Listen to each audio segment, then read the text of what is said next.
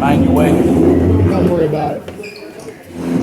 Welcome to another wonderful Wednesday at Rotary. And to start our meeting, Brandon Womack will be offering prayer.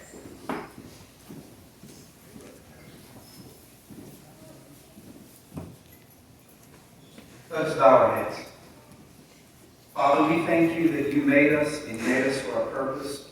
We're here to discuss things that would glorify you and your kingdom, to love you first with all our heart, mind, soul, and strength, but also to look into our community and look at our neighbor and love our neighbor as ourselves. So we thank you that you do that. And we understand that we can't do any of these things without you, but we can do all things through Christ who strengthens us. So we thank you for that, and we prioritize you and love you, and we ask all these things in Jesus' name. Amen. Amen. Thank you, Brandon. And now there's only a pledge. Pledge allegiance to the flag of the United States of America and to the republic for which it stands, one nation, under God, indivisible, with liberty and justice for all. I'm ready. Let's do it. I think Nancy's ready too. With Nancy Woods trying to help, let's sing side by side. Let's try to side by side.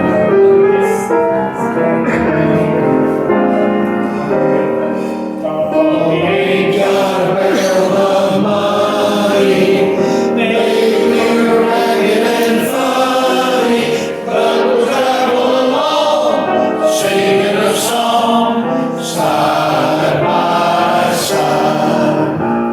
I don't know what's coming tomorrow, maybe it's trouble and sorrow, but we'll travel the road, sharing our love, side by side.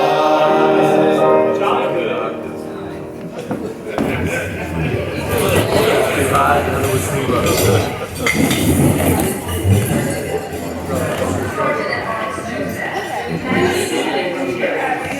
Madam President, I have no district Rotarian. Who have a noise?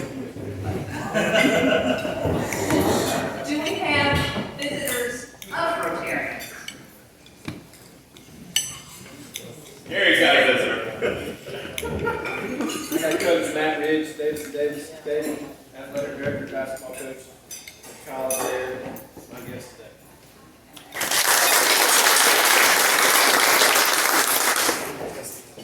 Other visitors? Okay, I know Brad, you'll do yours. So I'll introduce that one better. I have Emma Hilton, who's a spiritual counselor with us at Hospice in Davidson County, who will be providing our presentation.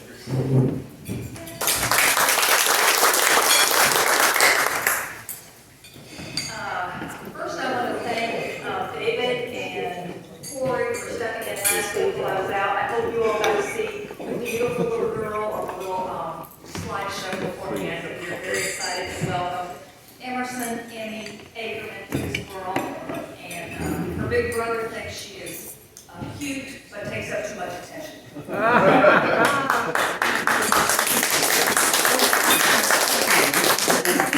So I'll spend all my free time down talking. For board members, just a reminder, we have our board meeting tonight, 5:15 on Zoom. I need everyone in here to raise your right hand. And tell me that you will be here next week for the district governor meeting. We need all of you to be here. That was a pledge also, so that's.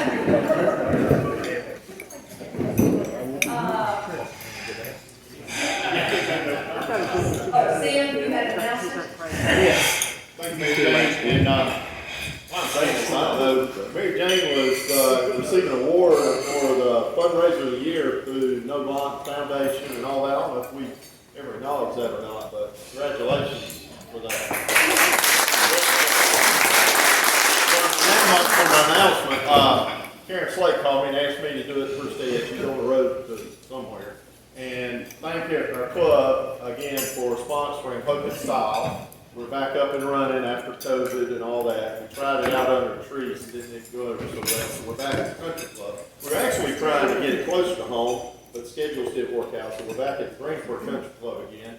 And, but I just want to thank the club for sponsoring, and we have 2 tickets because we're sponsored, so see Hope, Kim, or somebody if you're interested in going. Saturday the 26th, doors open at 9, it's 10 to 12. I think it's sold out, so you'll have to, but I thank for that, and others in the club that have been supporting the sponsor. Thank you very much. I heard this week, I'm on the committee, and I heard them talking about the kids going to Belts. They buy clothes, and they get to go pick out an outfit. And it was really neat hearing them pick out the clothes and all that. It's just, children, you know, that shouldn't be something they need, is shoes and clothes, but, and here we get to go do that, and the rest of us kind of take it for granted. It was really neat, but thank y'all for supporting that. Are there other announcements that you would like to highlight in the bulletin? Blood drives tomorrow. At this point, we have 32 people signed up for 36 possibilities, and the 4 that are missing are retirees. But I will say that every time we have a blood drive, we have people who don't show up and people who get turned down. So we would love to have some walk-ins. If anyone wants to call and see how busy we are, you can give me a call, and I'll be glad to tell you. Call Larry and find out how many, there's a waiting line and come on in and get blood. It's rare we have a line. It's very, that's right. Other announcements. As always, plenty in our bulletin. Vintage music series. Vintage Music Series is our club social for the month of August, so next Thursday night. No charge for admission, family friendly. You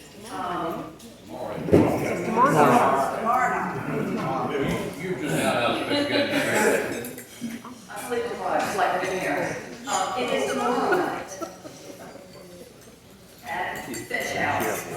Free, family friendly. I will let everybody know, when you got your foundation invoices, and then the notification for DD that those invoices were coming, I attached instructions for making payments online. So you guys see me, if you want to make a payment by credit or debit card, there is just a convenience fee associated with that, or through an ACH transaction. The paid invoice hyperlink is available on the Thomasville Rotary Club website, so you can go right there and do it. It really just makes you put your name, address, and the invoice number in, and the amount you're paying. So hopefully those of you who said you wanted some more options with paying your club invoices or foundation can both be paid through that link. So let me know if you have any questions about it or want to tell me how it was my guinea pig. We set everything up and tested it. I tested it with my own invoice, and then Tony tested it with his. Works perfect. Prints you, creates a receipt that you can print. It also emails it to you. So hopefully that'll be convenient for those of you who want to pay with your credit card.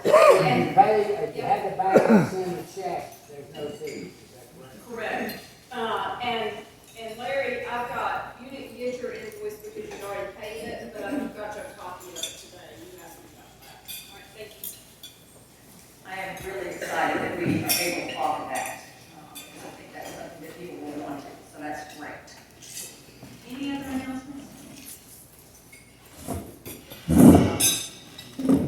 Let's see, before we do, I split the pot. If I could get Brandon and Brad up for a quick presentation.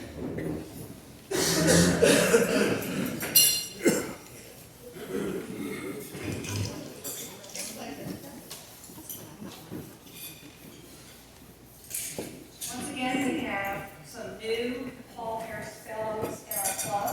That's something that our club does for new members who prove to be active and a valuable part of our club. And so I have Paul Harris Fellows. I'll share what this says. Brandon and Brad, hereby named Paul Harris Fellow in appreciation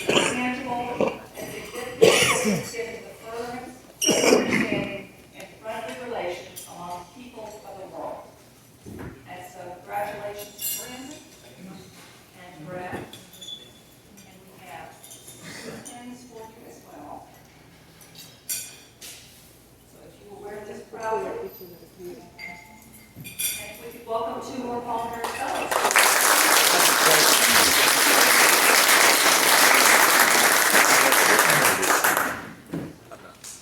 Split the pot.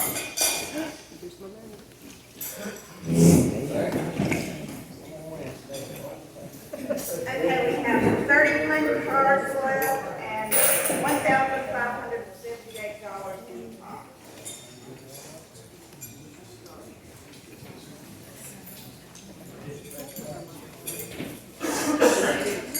Draw the lucky ticket.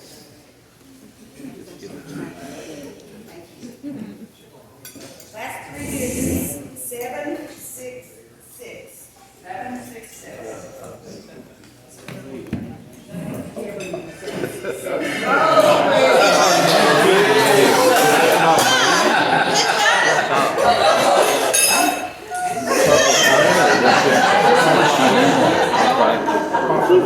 Today, standard is perfect.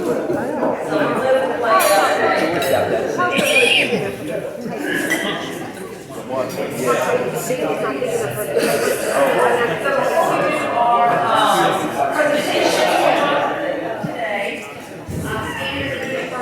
got 6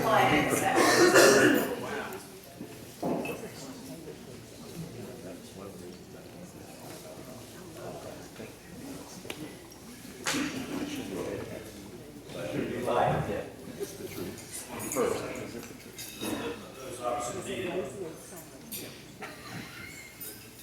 We are officially in the so-called dog days, late summer, and the wheels on the yellow buses get ready to go round and round. Football season's here, ready or not, so it must be August. And it looks like, just watching television, that we're going to be spending much of the next year or years in court. And if the courts decide to do the TV thing, it's probably going to be as exciting as the OJ trial, I suspect. As Paul Mitchell and Gary Bowers can attest to, strange things are often said and done in court. For example, the attorney asked the witness and said, "What is your date of birth?" The witness said, "July 15th. The attorney said, "What year?" The witness said, "Every year." Question. All your responses must be oral, okay? What school did you go to? Oral.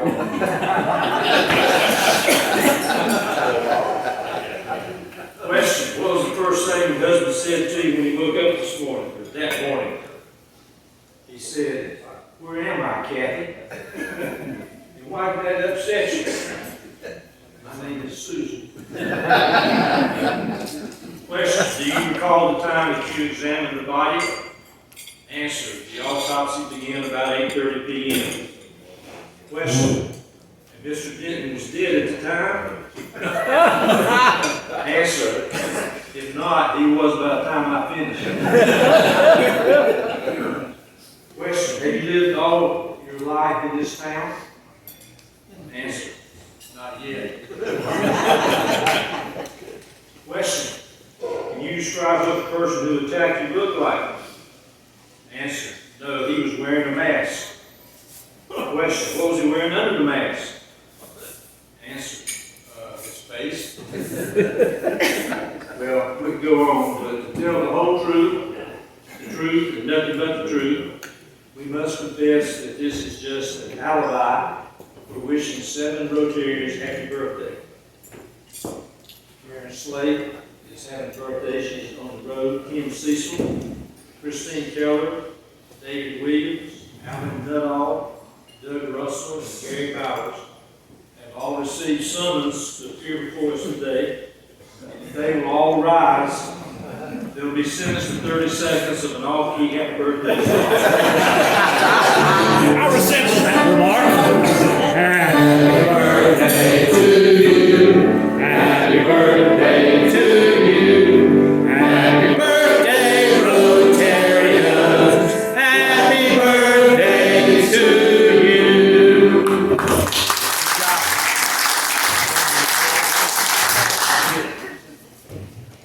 Thank you.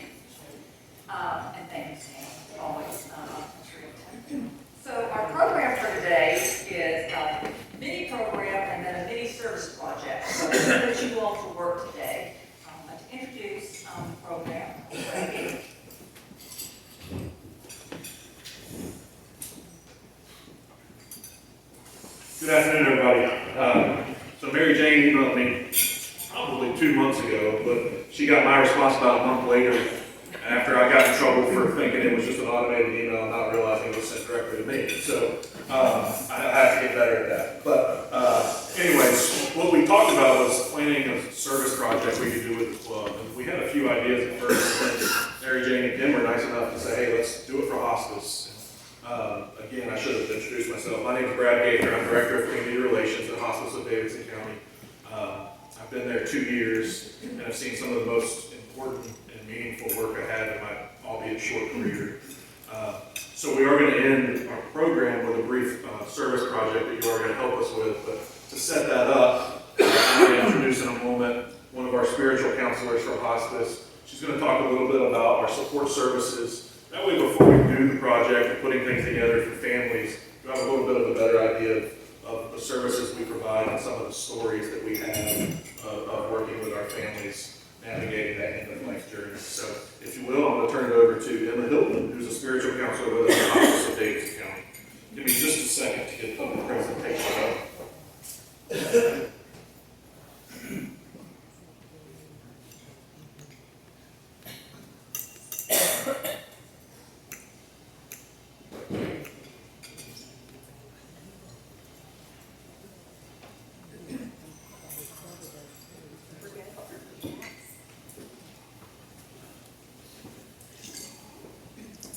Hello, good afternoon, everyone. I'm Emma Hilton. As Brad said, I'm one of our spiritual counselors, more commonly known as a chaplain with Hospice. I've been working with the agency for just over a year now, and I want to talk a little bit about support services, which is the ancillary support that comes in when a person enrolls in hospice services. Try the arrows, just use the arrows on the keyboard. So who is hospice care for?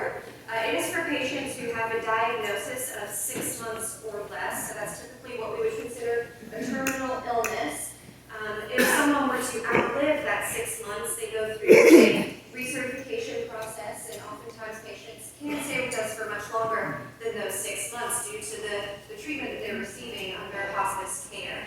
And when you become a hospice patient, you're not seeking aggressive treatment, you're on comfort-directed care, and that is what we provide with hospice. So here are some of the benefits. It is to relieve symptoms such as pain, anxiety, shortness of breath. We help coordinate care. It's a team effort. 3 times a week, and then twice a month, we are talking about all of our patients and what their goals are and how we can work together to help achieve those goals for a peaceful end of life.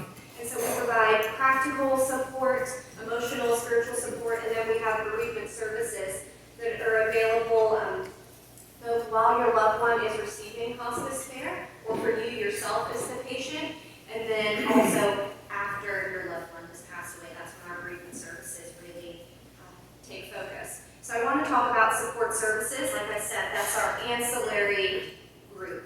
So I'm a member of support services. We have a team structure. We have our grief and bereavement services. We have 2 grief counselors. They work on all kinds of programming. So we offer a summer memorial event, night of reflection, which last year we had 2 of those in November and December. So we'll likely do those November, December again this year. We are actually in the planning stages of what can we offer children and teenagers in the summer months to help them process their grief.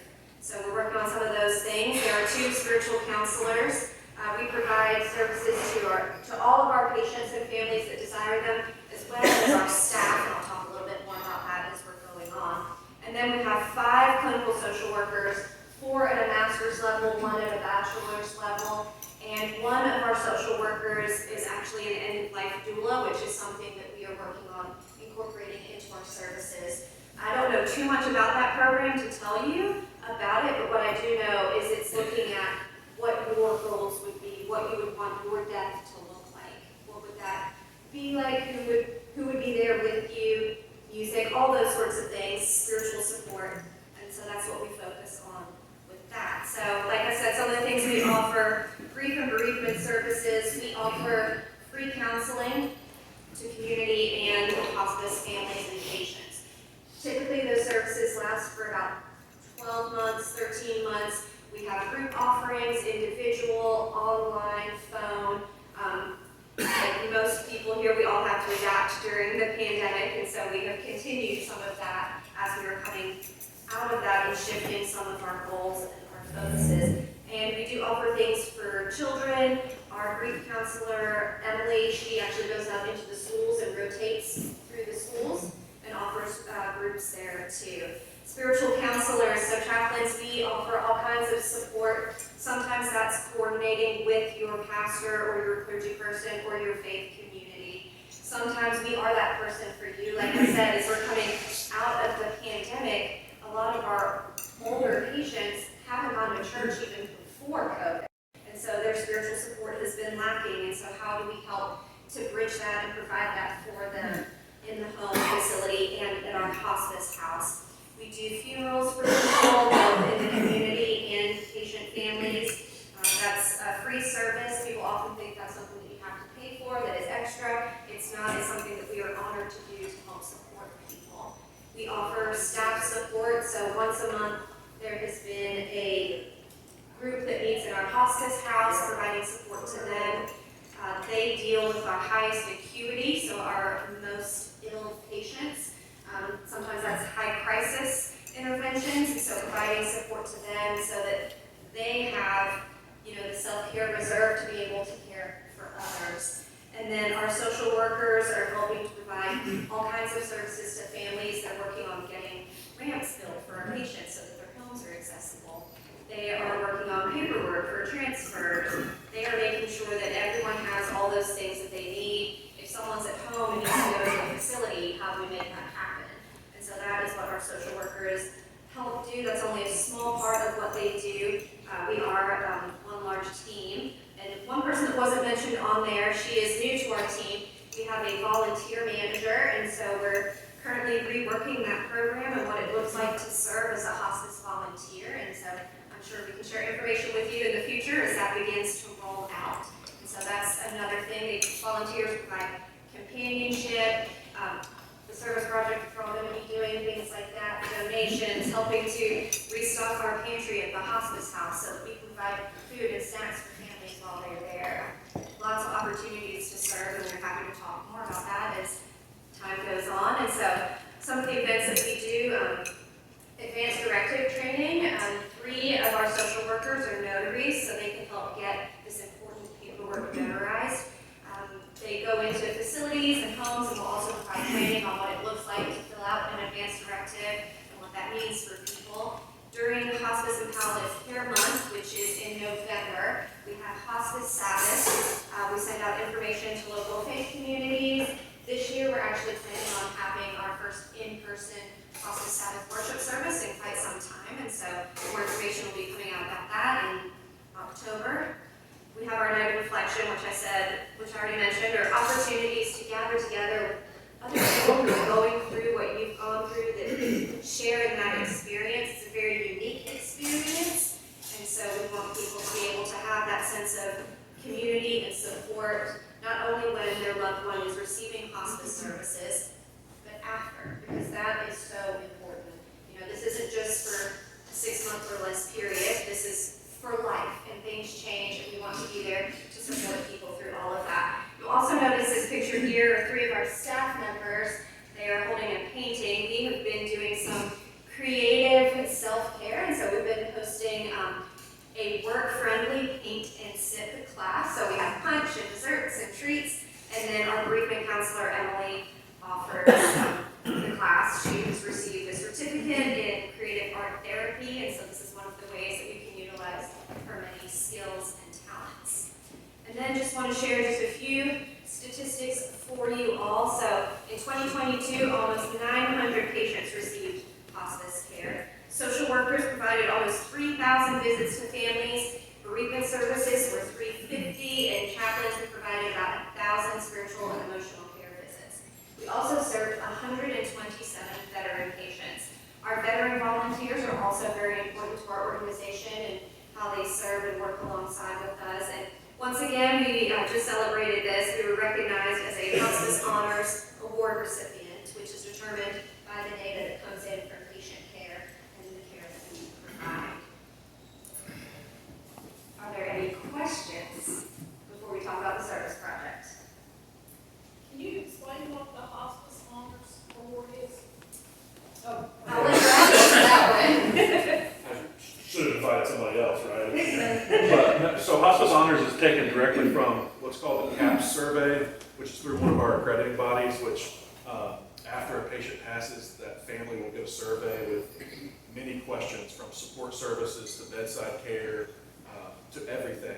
And Hospice Honors is actually taken directly from the results from those. So there's, I guess you could say there are no politics or anything involved. It's directly from bedside care, support services, and everything that we offer that family throughout their time with us. So getting that award, it's something that, it's not just a name, it means something. I think we're one of, there are 47 hospice agencies in the state, if I'm saying that number correctly, and I think we're one of maybe 17 this year, don't quote me on that got that award. So it's something we're very proud of, and it's not like we can manipulate results for that. It's totally on what Emma and our staff do at the bedside. So does that help? Yes.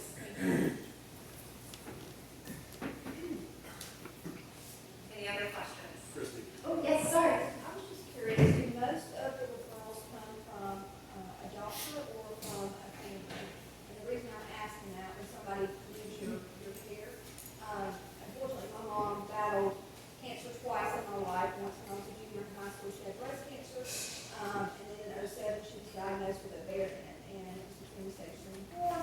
She battled for a little over 5 years, which was tremendous given her diagnosis, but I was very disappointed because once she got to the end, I would imagine that the doctor would have had conversations with us to kind of say, you know, here are your options. And it left me in the hospital with her, and I was like, I know people, I want her in hospice, you know, Davidson County, I want her moved, and we didn't have time. That was on Saturday morning, and she passed away on Sunday. So I'm just saying it out loud, so if there are other families that are going through this, they want to know. Hindsight's always 20/20, and I know better now how to advocate for it.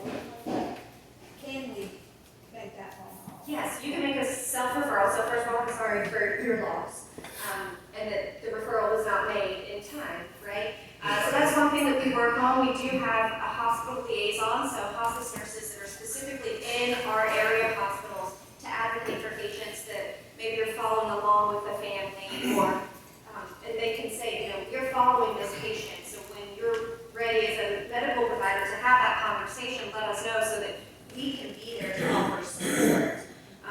So doctors, more and more, the more we educate, the better those referrals become, but it is a continuous process because doctors change out quite often, right? There's a lot of turnover. So self-referral is totally doable. You can call and say, I'm concerned about my mom, my grandma, my husband, whomever it is, and make that referral. And then we would, you know, ask for your doctor to then also make the referral. But yeah, self-referrals are totally applicable. Yes. I've got a question. I've heard people talk about palliative care through hospice. What is that? Yeah, so they are two different things. Okay. So palliative care often comes alongside a person. So when in former chaplain work, I was a palliative care chaplain at Baptist, right? And so we were helping to have goals of care discussions while people were pursuing treatment. When you become a hospice patient, you're not seeking aggressive treatment any longer. More than likely, all of the medicines that a person's been taking no longer apply, and it's just totally comfort focused. Our patients, we don't like to send them to the hospital because then things can get complicated. It's really focused on the comfort compared to palliative care where you're still kind of like got a foot in both worlds with palliative. And that was perfect. I'll just add, because you're a grad, you deserve a little bit extra. But palliative, and that was perfect. But as an agency, our board is constantly thinking about whether we need to take the approach into palliative. So just to add to that, knowing as a community resource and the hospice agency in Davidson County, and this is, you know, future. It's not like we can snap a finger and provide that. But our chief medical director and our officers are constantly thinking about do we need to step into that. Because talking about referrals, like Christy asked about, palliative care is a big referral source for hospice care, because sometimes whenever the family has to make the tough determination, okay, maybe there isn't a cure, is it therapy for this, hospice is that next step. So she answered it perfectly, but just as awareness is something that we're constantly thinking about as an organization if we need to do that. Mine's not so much a question as maybe it's a testimonial, okay? I think most of you know I'm ED at Piedmont Crossing, and we have skilled nursing. And you mentioned aggressive care. That's kind of our job, is to keep alive. Now, my dad's been out there 3 years. He's at the end stages of Parkinson's, and just in the last week have put him with Hospice of Davidson. And the thing is that, you know, he has pain that we can treat differently if he's on hospice as opposed to if he's just a normal resident. So, I guess my whole point is, number one, you do a good job. Okay, number two is that hospice care can happen in the facility. It doesn't have to be at the Hinkle House or even home too. That's right, yeah, there's many facilities in the area. So there's a facility team, Hinkle House team, and then home care teams. They're all broken up.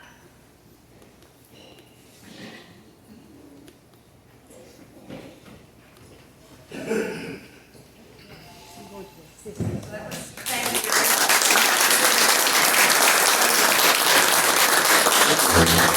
Really sort of gives you the mindset of what we're going to do next. So we have a service project where every table is going to make 2 of these bags that hospice can have and give to families and individuals who are anywhere, whether they're at Hinkle House or at home or in a facility. And so these bags, and I'll hang it up in just a minute, he'll be back there to help you, have some word games, kinds of things that you can have still have time as you're sitting with a patient, or it could be for the patient, the patient would do. So 2 of these, a pack of cards, some colored pencils, a book called The Book of Hope, and a bag of candy.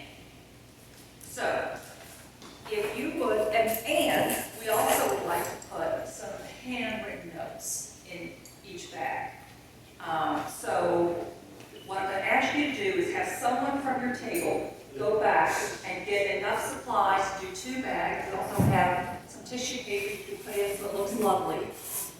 If you will grab 3 cards for each bag, so as you go back and get other things, and then bring it back to your table, start putting it together. It may be enough so that everybody at the table, which you'll have 6 cards at your table, so almost everyone can write a note. And Brad and, I'm sorry, Emma, thank you. We'll go around and kind of give you an idea of what might be helpful to write in the notes. So, is that clear? Directions clear? Okay. If someone from every table would go back.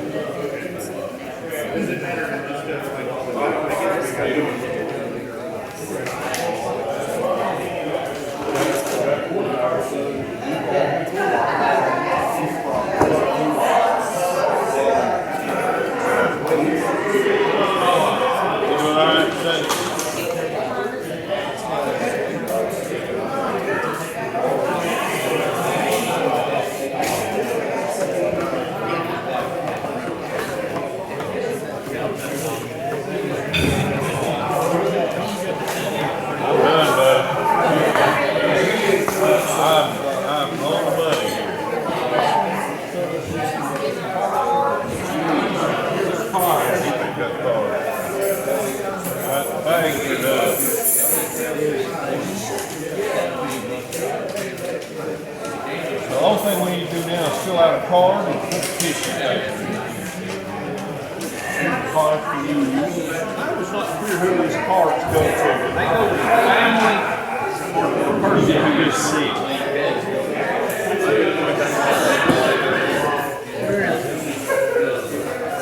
Or they go, I think they go to the patient, yeah.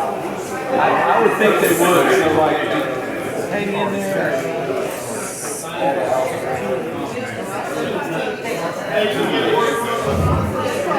Make sure before we write it.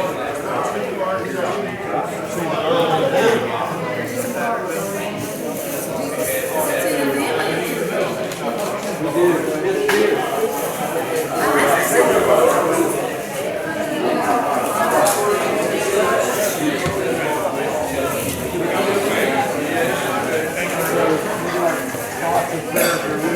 Yeah, that's what I would think. That's what I would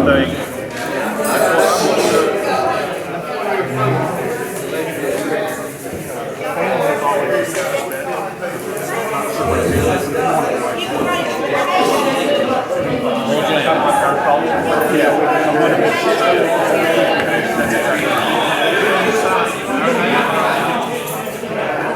I think there's one in the bucket out of blue.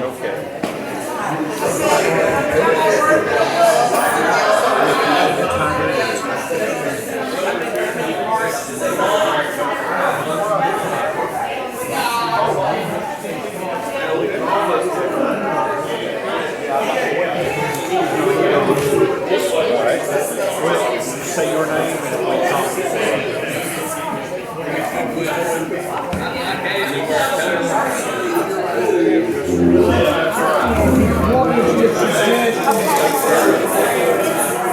Our thoughts and prayers are with you in your time of need. Sign it your name and Thomas Go Roman.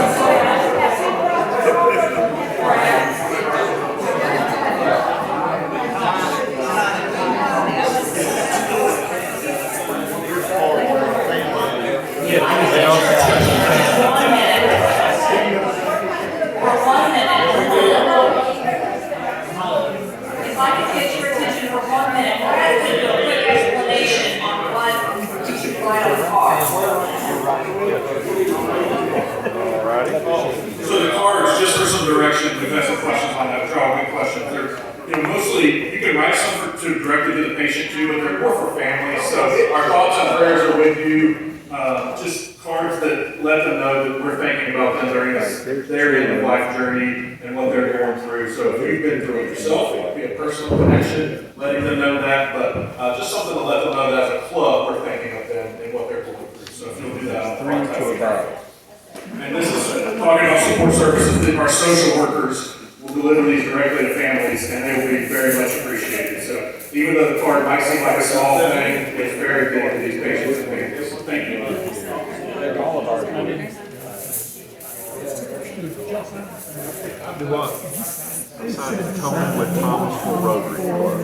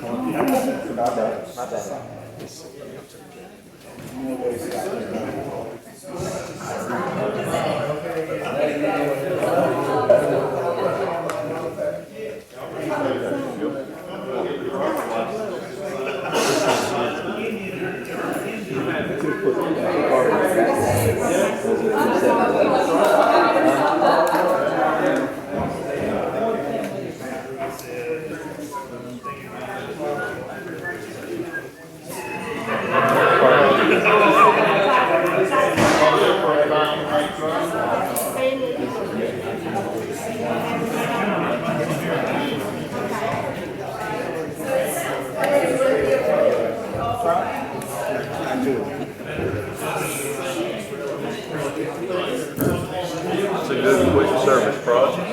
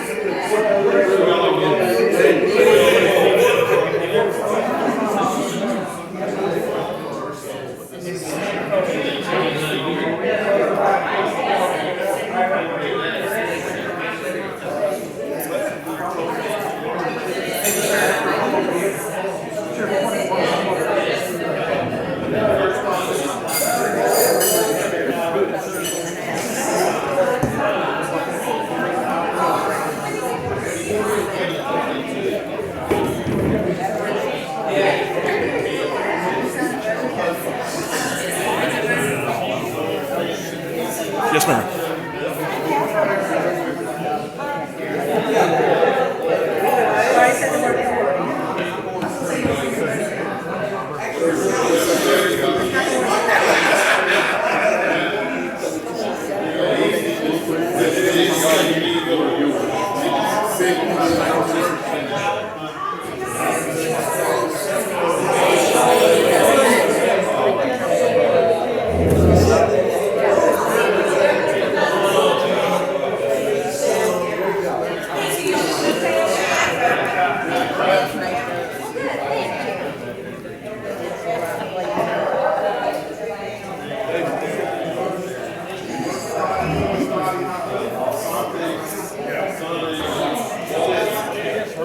So when you finish the bag and put all the note cards in, it should be 3 cards per bag. You'll then take them back to the table back here, so that Brad can take them with him back to hospice.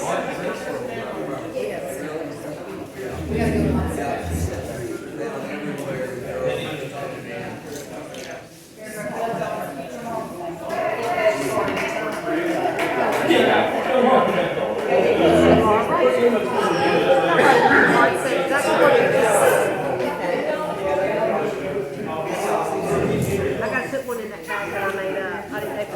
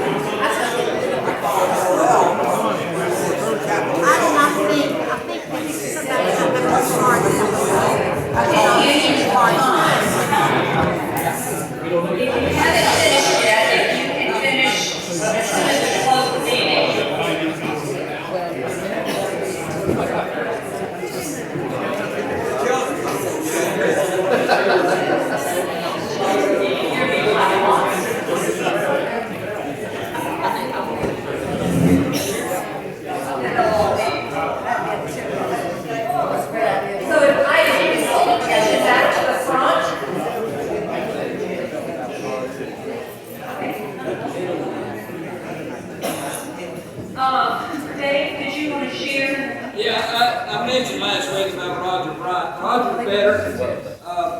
He's been sick. I mean, he's really been sick.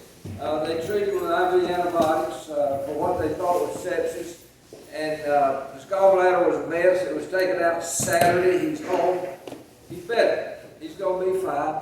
He's weak, but I told him I'd mention it today, and he wishes everybody a good Rotary. And he'll be back in a couple of weeks. He's doing well. And his address is in the bulletin, if you would write him a note. I'd appreciate it. We just got some practice right now. This really, we wanted to do something where we could do service projects occasionally throughout the year that we could accomplish right here within our hour. So this is exactly what we want to do. We'll do more of these this year. This one really means a lot to me. I know most of you know that my mother passed away this last year, but she was with Hospice for the last, not very long of her life. But Hospice is near and dear to me, and I have been able to take advantage of some of those other support services that Hospice offers. The grief counseling has been extremely helpful to me. So I really appreciate that this is a project that we can do and give back to our community. And as I have our mission project up there, I think we can all be very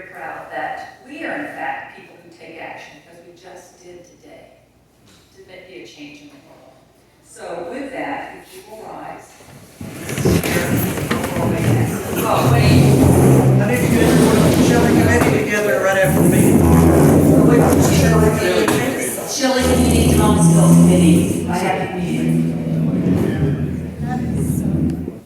And so as we end every meeting with a way for us to be thinking about how we live our lives as we walk out this door through the next week and the rest of our lives. In all that we think, do, or say, let us remember first, Is it true? Is it fair to all concerned? Will it build goodwill and better friendships?